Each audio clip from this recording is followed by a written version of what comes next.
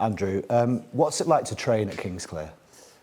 Well, it's a great privilege to train at Kingsclear, obviously, because it's a place not only has wonderful facilities, but a very rich history, dating back over 150 years of, some of the best horses in thoroughbred history have been trained here. So, no, it's a huge honour to be currently have the licence here.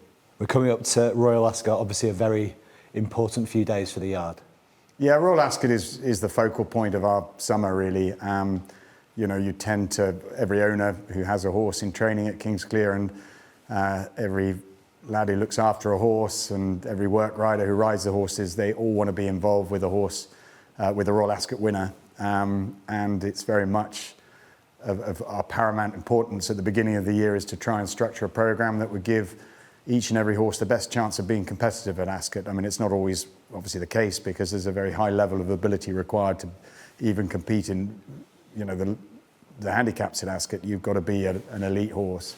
But it's been in our mind for a while. So the horses that we're sending to Ascot have been prepared sometimes from this time last year with their race in mind. And obviously then we've got with the unpredictability of the English weather. So, some horses obviously would prefer some slow ground, others fast ground. And that's something we can't do anything about, and that we only really know on the day of the race how the ground might be riding. And as you're well aware, historically we've had all sorts of ground at Ascot, from very, very soft ground to very, very fast ground. So that's still in the balance as we speak at the moment. We don't quite know what to expect in terms of going conditions. But, that's God's decision, and there's nothing we can do about that. We'll just run through a few of the horses.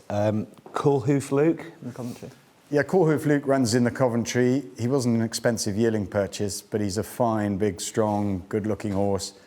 He did very well. It was a low-grade race. He won on debut, but he did it very well. And he's a horse we thought could be competitive for a place at Ascot. It's a very strong race, the Coventry.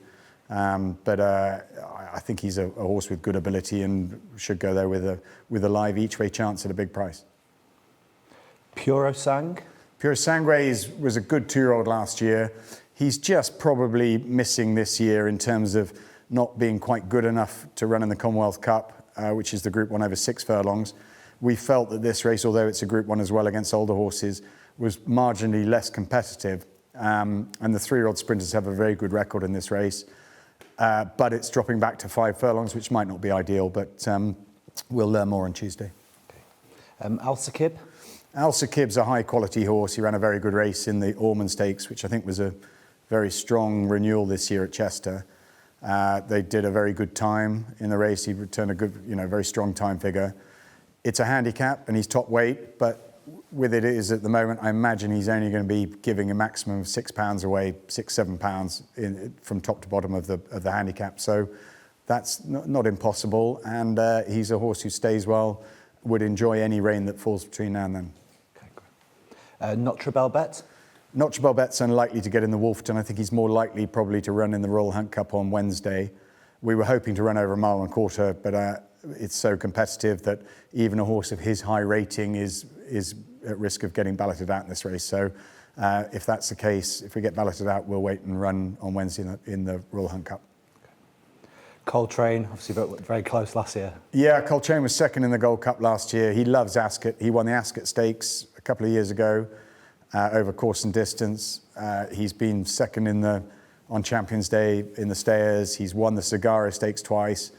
He's a real sort of course specialist, and that's a help. I think, knowing that he's going to love the track and love the distance puts him right in the mix. He's not getting any younger, but he's still a smart performer, and nothing would give me more pleasure than if he were to win a Gold Cup. Sadati would be to the front of the betting in the Queen's Vase. He ran a great race in the Derby, finished 5th. All he does is gallop and stay, so the extra 2 furlongs will suit him very well, and he's got to have a live chance, certainly, of being in the first 3. On to Kalpana. Yeah, Kalpana's a beautiful filly of Jubmont's. Was a late starter last year. I don't think she ran as a 2-year-old, and we got going early this year, and she's done nothing but improve. I thought her last run when she was second in the Pretty Polly Stakes was an excellent run. We freshen her up with this race in mind. The extra 2 furlongs will suit her well, in theory. I think she's got everything it takes to be very competitive in the Ribblesdale. Great. See the Fire? See the Fire is our best horse in the yard, I would have thought, in terms of ability and pedigree. She's by a Juddmonte winner in See the Stars, out of a Juddmonte winner in Arabian Queen, so she's beautifully bred. She was a top 2-year-old last year. We really thought she would win the Guineas this year, and for whatever reason, she just didn't perform on the day. She ran a very similar race to City of Troy the previous day. He'd run in the 2,000 Guineas and was drawn in the same part of the track as she was the next day. Ran exactly the same race and ran well below expectations. We just hope she'll bounce back like he did. If that's the case, I mean, she's a live each-way chance in the coronation. Berkshire Rocco? Berkshire Rocco's got 2 choices at Ascot. He's in the Ascot Stakes, obviously, on the Tuesday, but we might choose to wait for the Queen Alexandra on the last day. So we'll decide where he goes. But he's a really decent horse who should stay well. He was second in the St Ledger as a 3-year-old, which is top form, and just feel he's just getting back towards his best now. Desert Cop? Desert Cop will run on the Wokingham on Saturday. He's a specialist sprint handicapper in those big fields. He's a little bit hit and miss. He can blow cold one day, hot the next. So we hope it's a hot day and he'll go well. Great. And finally, Grand Providence. Yeah, Grand Providence we're hoping she's going to get in on Tuesday in the Ascot Stakes. If she does, she'd have a great chance, but she needs 4 horses to come out and able to get in. But she ran well in the Chester Cup on ground, probably was faster than ideal for her. But this extra 2 furlongs and hopefully a little bit of slower ground will suit her well. For the Hong Kong punters, your best chance at Ascot?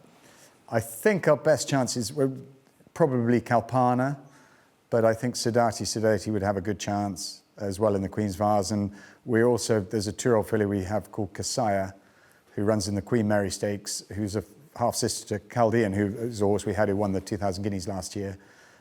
Very high-class filly, a lot of speed, and I'd hope she'd run well. Okay. And best outsider?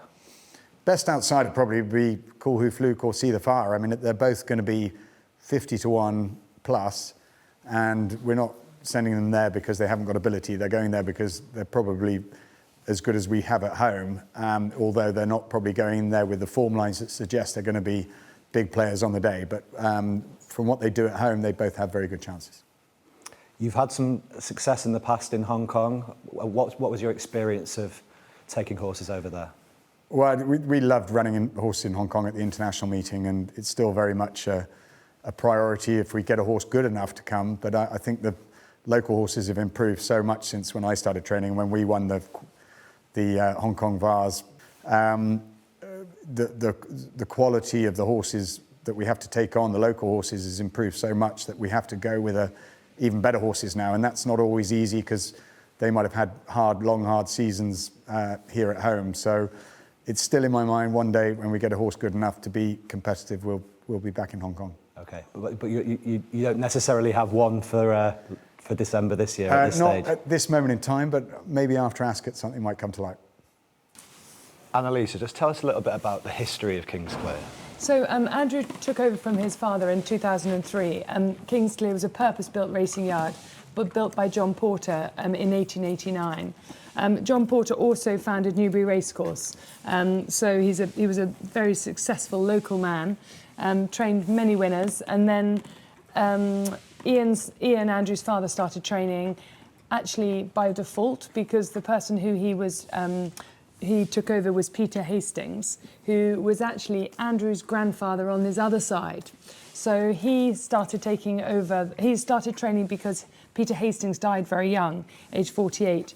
And Paul Mellon, amongst other owners, actually decided to put Ian in from assistant to trainer when Peter died. Ian then started going out with Andrew's mum, and Mr. McDougall, who was an American owner, actually then bought the place. And over a few years, Ian and Emma bought the place back and then handed over to Andrew in 2003. When Andrew took over the licence, there were just 110 horses in training. He's bumped that up a little bit now. We've got 250 and a great team of staff to look after them all. Yeah, tell us a little bit more about the staff. You've got quite a lot here. Yeah, so we've got 96 full-time members of staff, huge variety from, the great thing about racing, we are incredibly inclusive. It doesn't matter what sex you are, what age you are, what size you are, there is something for everybody. And we've got a lot at the moment we've gone 50-50 boy-girl for the first time, which is excellent. We've got 47 riders. It's a great team that we have to, it's very important. We couldn't do it without them, and we look after them and hope, and luckily it pays dividends. And a little bit more about the facilities and your gallops. Very lucky at Kingsley, we've got lots of space, and that is the huge sort of our USP, space for humans and horses. And we've got a lot of grass gallops, we've got a lot of all-weather gallops. We've got sort of swimming pool, we've got treadmills. This horse is particularly attentive, and we've got lots of turnout as well. And it's lovely for the horses to be turned out in the afternoons in the grass. Some of the world's best jockeys have started their careers here. They have, yeah. So we a lot of people would say we're an academy. I think what we are is we're a very, very lucky people that we attract the right people to come to Kingsclear and to learn how to be a jockey. It's very, very important to us to have the senior staff who actually teach the younger staff, teach them that, sort of standards are so important, and it's so important that they keep the right standards, the high standards. And they learn off Sheen Murphy started here, David Probert started here. We've got 5 apprentices at the moment. They get a great opportunity. And we've got Leanne Masterton, who was Leanne White now, who was the Godolphin Stable Staff of the Year a few years ago. She's back, and we employ her as a full-time rider coach, which is great. So it also means that the young staff who come here, they might not be good when they start, but they get given a really good opportunity. And 9 times out of 10, they can all be riding work in a year, which is great. International travel has been an important part of the yard in recent years. It has. I'm very lucky. I get to do a lot of the international travel because Andrew likes to be at Kingsclear. He likes to be here to train the horses himself. Anyone can put on a saddle and leg off a jockey, so I get that wonderful privilege many times a year. I've done quite a few trips to Hong Kong, and they've been absolutely fantastic. You've done Japan, Singapore, Australia, a lot in the Middle East, and it's great. And it's something that we really, really do set out to go and do, because not only do we enjoy it, the staff love it, the owners love it, the prize money's fantastic. There's just plus. So long may it continue.